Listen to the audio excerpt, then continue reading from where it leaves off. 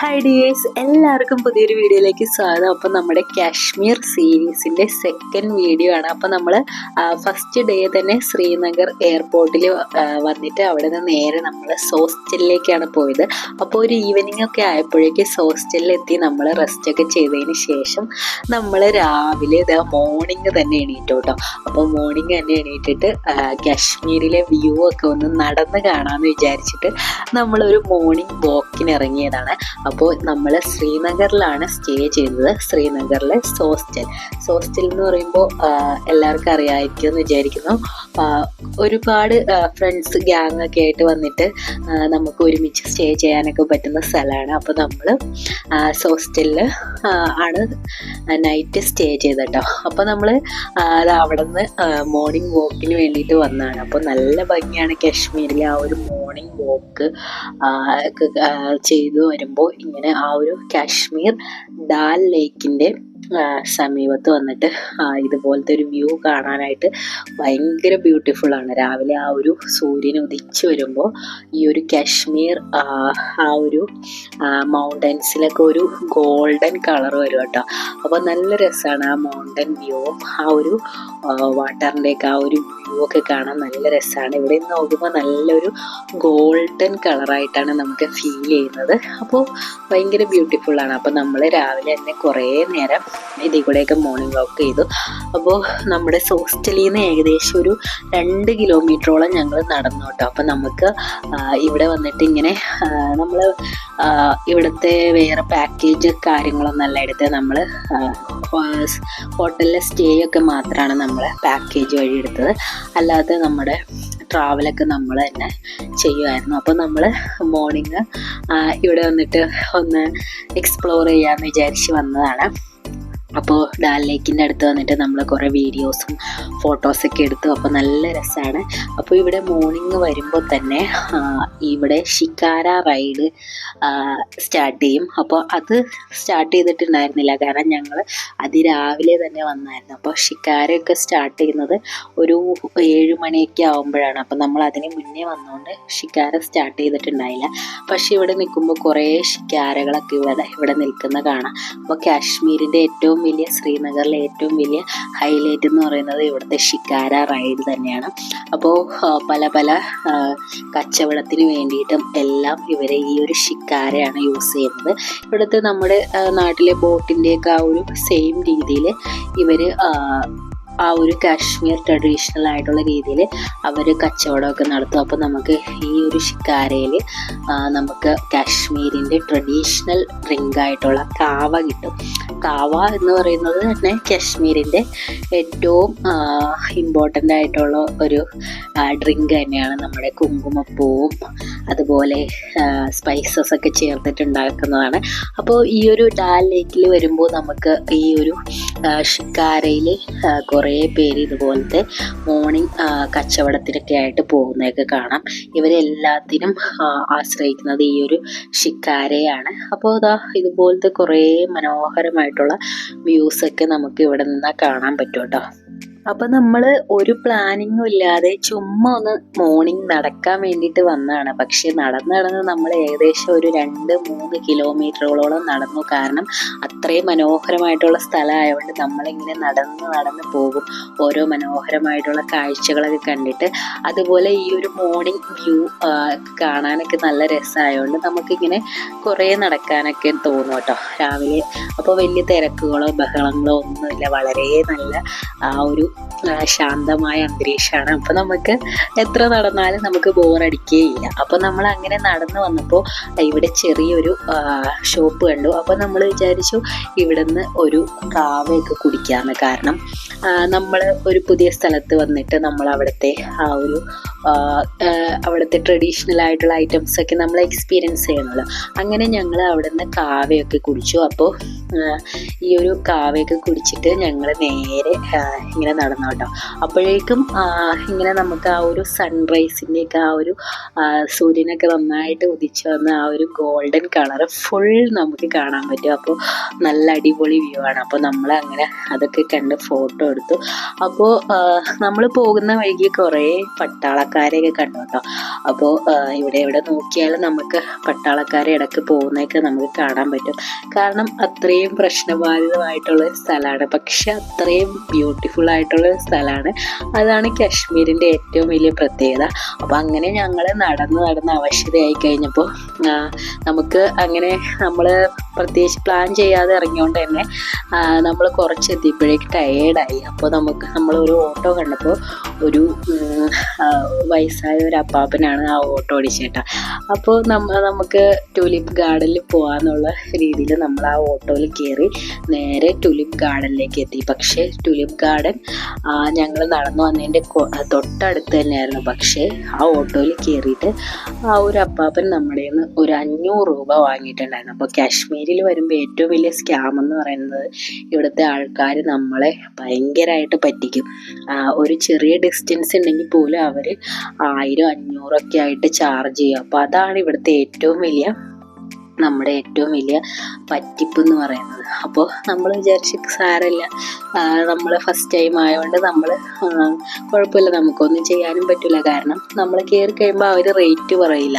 നമ്മൾ ഇറങ്ങുമ്പോഴാണ് അവർ ടിപ്പ് നമ്മുടെ നിന്ന് ചോദിച്ച് വാങ്ങുന്ന ഒരു രീതിക്കാണ് അവർ പൈസയൊക്കെ വാങ്ങുന്നത്. അപ്പോൾ നമുക്ക് പിന്നെ പ്രത്യേകിച്ച് ഒന്നും പറയാനും പറ്റില്ലാത്തതുകൊണ്ട് നമ്മളത് കൊടുത്തിട്ട് നേരെ ട്യൂലിപ്പ് ഗാർഡനിലേക്ക് വന്നു. അപ്പോൾ ഈ ഒരു ഏപ്രിൽ ടൈമിലാണ് കാശ്മീരിലെ ട്യൂലിപ്പ് ഗാർഡൻ ഓപ്പൺ ആവുന്നത്. അപ്പോൾ ഈ ഒരു 1 മന്ത് മാത്രമാണ് കാശ്മീരിൽ വന്നു കഴിഞ്ഞാൽ ഈ ഒരു ട്യൂലിപ്പ് ഗാർഡൻ കാണാൻ പറ്റുള്ളൂ. അതുകൊണ്ട് ഞങ്ങൾ വന്ന ടൈമിൽ പീക്ക് സീസൺ ആയതുകൊണ്ട് തന്നെ നല്ല തിരക്കായിരുന്നു. ഈ ഒരു ട്യൂലിപ്പ് ഗാർഡൻ കാണാൻ വേണ്ടിയിട്ട് ഞങ്ങൾ മോർണിംഗ് തന്നെ എത്തിയിട്ടോ. അപ്പോൾ ഇവിടെ എത്തിയ പിന്നെ 8 മണിയായി. ആ ഒരു ടൈം വന്നുകൊണ്ട് തന്നെ നമുക്ക് വലിയ തിരക്കില്ല. കുറച്ചും കൂടി കഴിഞ്ഞ് ഞങ്ങൾ ഇറങ്ങാൻ നേരത്ത് ഇവിടെ നല്ല തിരക്കായിരുന്നു. പക്ഷേ നമ്മൾ വന്നത് കറക്റ്റ് ടൈം ആയതുകൊണ്ട് തന്നെ നമുക്ക് വലിയ തിരക്ക് എത്തിയില്ല.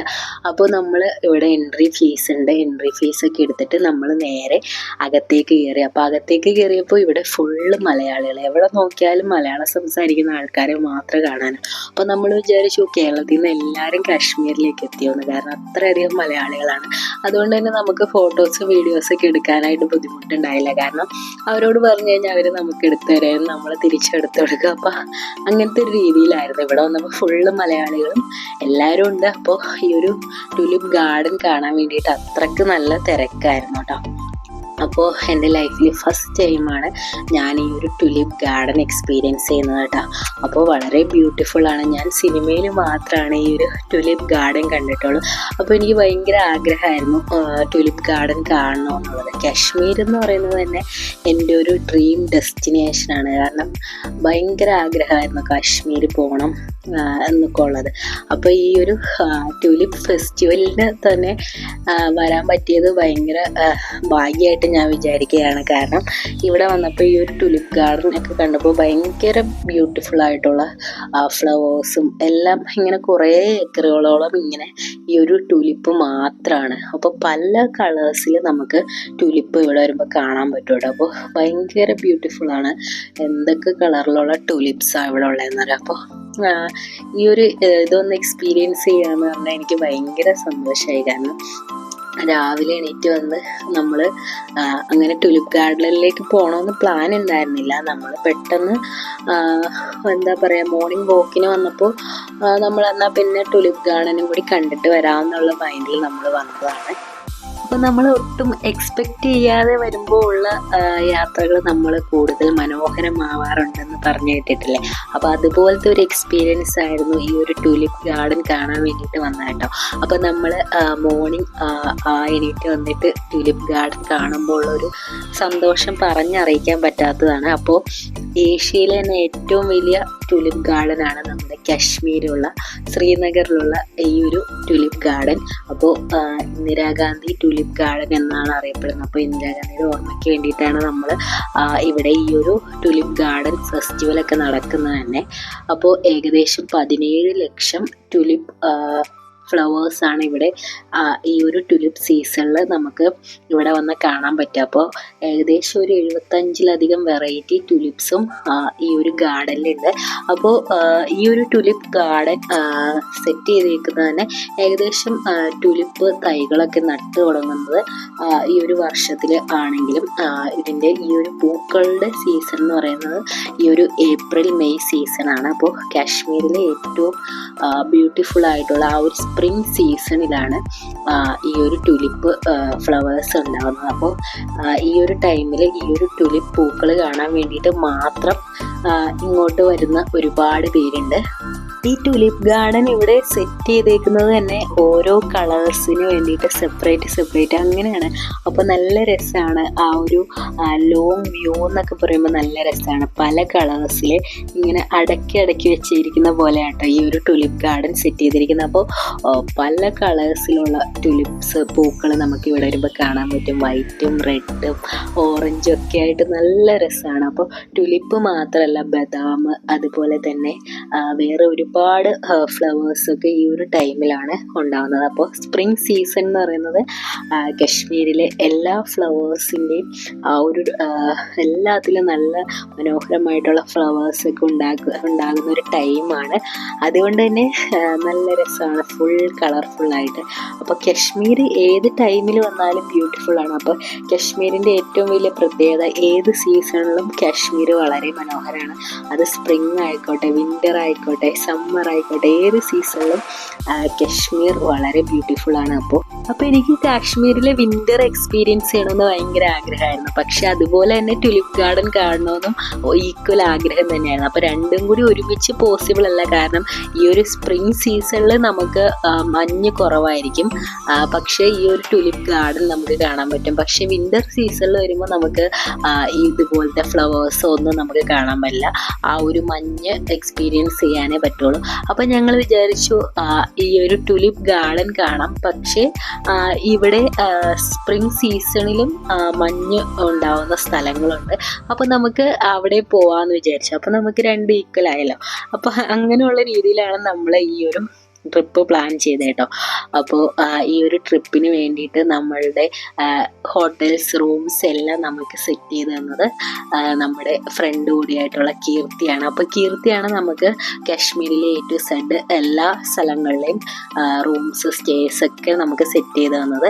അപ്പോൾ കീർത്തിയാണ് നമ്മുടെ ഫുൾ ട്രാവലിൻ്റെ റൂംസ് കാര്യങ്ങളൊക്കെ പ്ലാൻ ചെയ്തത്. പിന്നെ നമുക്ക് ഇവിടെ ട്രാവൽ ചെയ്യുമ്പോൾ നമുക്ക് വെഹിക്കിൾസ് യൂസ് ചെയ്തിട്ട് നമുക്ക് പാക്കേജിൽ ഇൻക്ലൂഡ് ചെയ്തിട്ട് പോവാം. പക്ഷെ നമുക്ക് ഇവിടെ വന്നിട്ട് നേരിട്ട് ഇതൊക്കെ എക്സ്പീരിയൻസ് ചെയ്യണമല്ലോ എന്ന് വിചാരിച്ചിട്ടാണ് നമ്മൾ ഇവിടെ പാക്കേജിൽ ആ ഒരു വാഹനങ്ങളൊക്കെ ഉൾപ്പെടുത്താതെ നമ്മൾ തന്നെ ഓരോന്ന് അന്വേഷിച്ചിട്ട് നമുക്ക് നടന്നിട്ടൊക്കെ ആയാലും അങ്ങനെയൊക്കെ കാശ്മീരിൻ്റെ ബ്യൂട്ടി ഒന്ന് എക്സ്പ്ലോർ ചെയ്യാമല്ലോ എന്ന് വിചാരിച്ചിട്ടാണ് നമ്മൾ പാക്കേജിൽ ഈ ഒരു ട്രാവലിൻ്റെ ഇത് ഉൾപ്പെടുത്താതിരുന്നത്.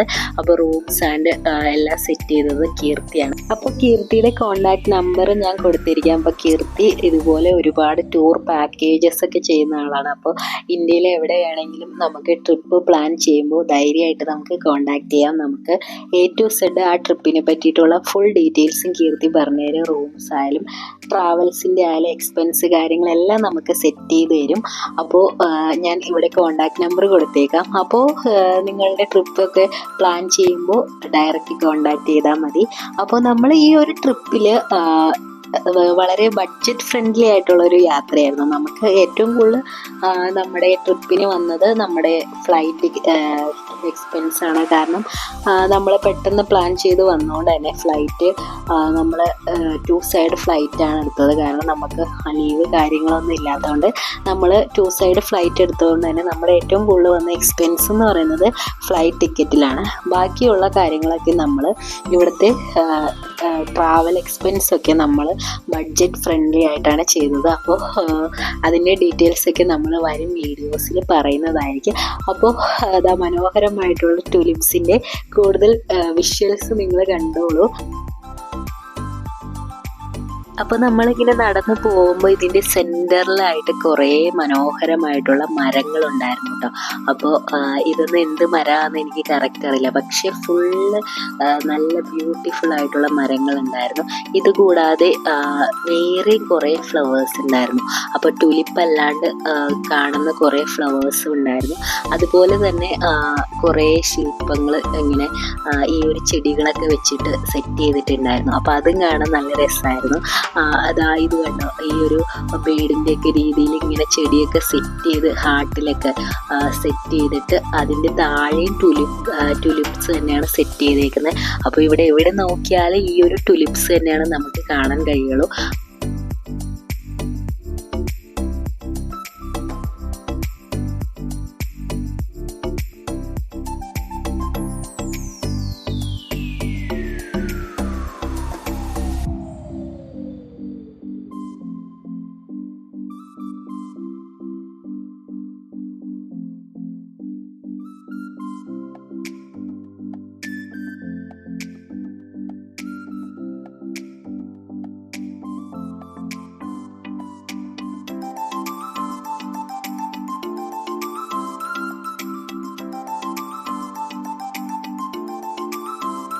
അപ്പോൾ നിങ്ങൾക്ക് ഈ ഒരു വീഡിയോയിൽ ഏറ്റവും കൂടുതൽ ഇഷ്ടപ്പെട്ട ട്യൂലിപ്പിൻ്റെ കളർ ഏതാണെന്ന് കമൻറ്റ് ചെയ്യണേ. അപ്പോൾ എനിക്ക് ഇതിൽ വന്നപ്പോൾ ഏറ്റവും കൂടുതൽ ഇഷ്ടപ്പെട്ട ഒരു one of the most favourite ആണ് ഈ ഒരു പിങ്ക് കളർ. ഈ ഒരു പിങ്ക് ടുലിപ്പ് കാണാൻ തന്നെ നല്ല രസമായിരുന്നു കേട്ടോ. അപ്പോൾ ഈ ഒരു ടുലിപ്പിൻ്റെ ഈ ഒരു ഫ്ലവേഴ്സായിട്ട് നിൽക്കുന്നതും അതുപോലെ ഈ ഒരു ടുലിപ്പ് വിരിഞ്ഞു കഴിയുമ്പോഴും രണ്ടും രണ്ട് രീതിയിലാണ്. അപ്പോൾ രണ്ടും ഒരു പ്രത്യേക ഭംഗിയാണെങ്കിൽ പോലും ഇങ്ങനെ ആ ഒരു ബഡായിട്ട് നിൽക്കുന്നത് കാണാനാണ് കൂടുതൽ ഭംഗി കേട്ടോ. അപ്പോൾ കുറച്ച് സ്ഥലങ്ങളിലൊക്കെ അതാ ടുലിപ്പ് വിരിഞ്ഞ് കഴിഞ്ഞ് ചെടി മാത്രമായിട്ട് നിൽക്കുന്നത് നമുക്ക് കാണാൻ കഴിയും. കുറച്ച് സ്ഥലത്ത് ഇതുപോലെ ടുലിപ്പ് വിരിഞ്ഞ് വരുന്നതേ ഉള്ളൂ. അതുപോലെ കുറച്ച് സ്ഥലത്ത് ഇങ്ങനെ ഫ്ലവേഴ്സ് ആയിട്ട് വിടർന്ന് നിൽക്കുന്ന രീതിയിലൊക്കെ നമുക്ക് ടുലിപ്സ് കാണാൻ കഴിയും കേട്ടോ. അപ്പോൾ ഏകദേശം ഒരു മാസം മാത്രമാണ് ഇവിടെ ഈ ഒരു ടുലിപ്പ് ഫെസ്റ്റിവൽ ഉള്ളത്, മാർച്ച് 28 മുതൽ ഏപ്രിൽ 28 വരെ. അപ്പോൾ നമ്മൾ ഏപ്രിൽ ലാസ്റ്റൊക്കെ ആയി ഇവിടെ എത്തിയപ്പോൾ അതുകൊണ്ട് തന്നെ ചില സ്ഥലത്തൊക്കെ ഈ ഒരു ടുലിപ്പ് ഫ്ലവേഴ്സ് വിരിഞ്ഞു കഴിഞ്ഞിട്ടുണ്ടായിരുന്നു. എങ്കിൽ പോലും കുറേ സ്ഥലത്ത് ഇതുപോലെ മനോഹരമായിട്ടുള്ള ടുലിപ്സിൻ്റെ ഫ്ലവേഴ്സ് കാണാൻ കഴിയും. അപ്പോൾ എല്ലാ അടിപൊളി കളേഴ്സാണ്. അപ്പോൾ കുറേ വെറൈറ്റി കളേഴ്സ് നമുക്കിങ്ങനെ പോകുമ്പോൾ ഒക്കെ നമുക്ക് കാണാൻ കഴിയും കേട്ടോ. ഏക്കറുകളോളം ഇങ്ങനെ ടുലിപ്പാണ്.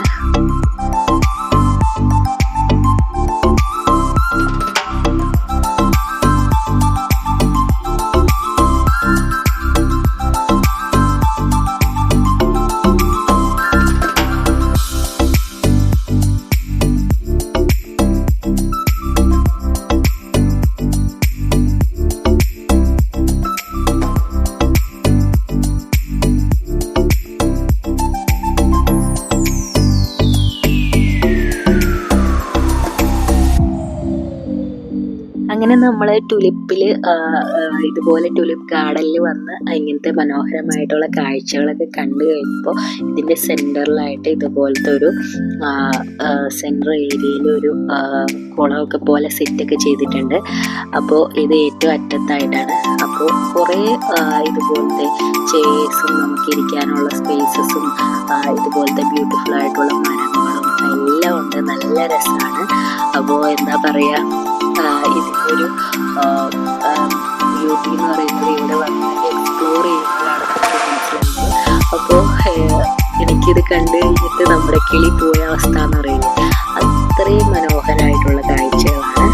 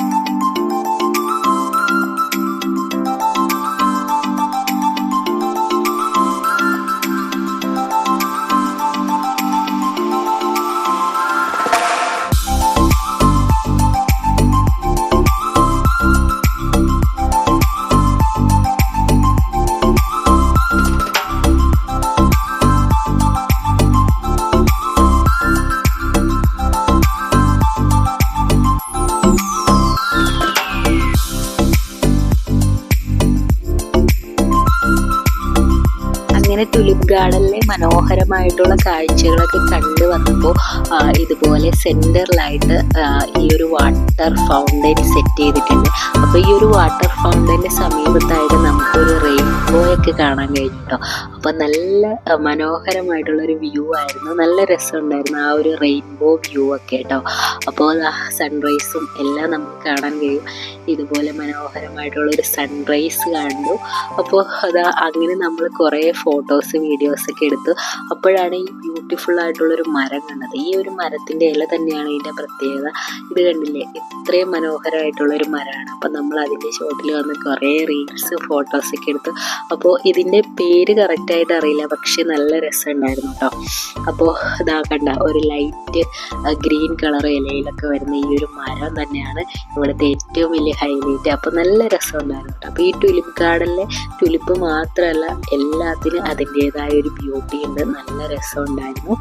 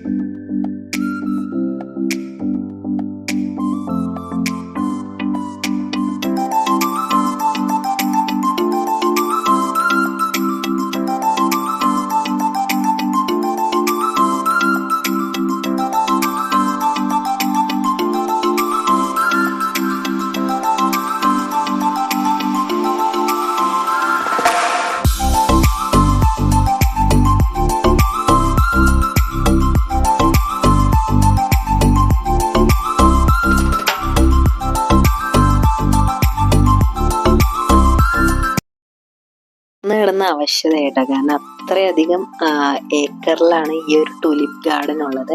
അപ്പോൾ ഇതിൻ്റെ സെൻറ്ററിലായിട്ട് ഈ ഒരു ടുലിപ്പ് ഗാർഡൻ്റെ കുറച്ച് ഫോട്ടോസും കാര്യങ്ങളൊക്കെ വെച്ചിട്ടുണ്ട്.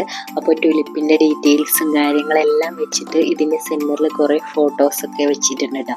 അപ്പോൾ ഒരു ആർട്ട് ഗാലറി പോലെയിട്ട് അവർ സെറ്റ് ചെയ്തിട്ടുണ്ട്. അപ്പോൾ നമുക്ക് കുറേ ഏക്കറുകളോളം ഇങ്ങനെ നടന്ന് നമ്മൾ ശരിക്കും സമയം പോകുന്നേ അറിയില്ല. നമ്മളിവിടെ 8 മണിക്ക് കയറിയതാണ്. ഓൾമോസ്റ്റ് ഒരു 2 മണിക്കൂർ കൂടുതൽ നമ്മൾ ഈ ഒരു ടുലിപ്പ് ഗാർഡനിൽ സ്പെൻഡ് ചെയ്തു. കാരണം അത്രയധികം കാണാനുണ്ട്. കാരണം എവിടെ ചെന്നാലും ഓരോ വെറൈറ്റി കളർ ഫ്ലവേഴ്സാണ്.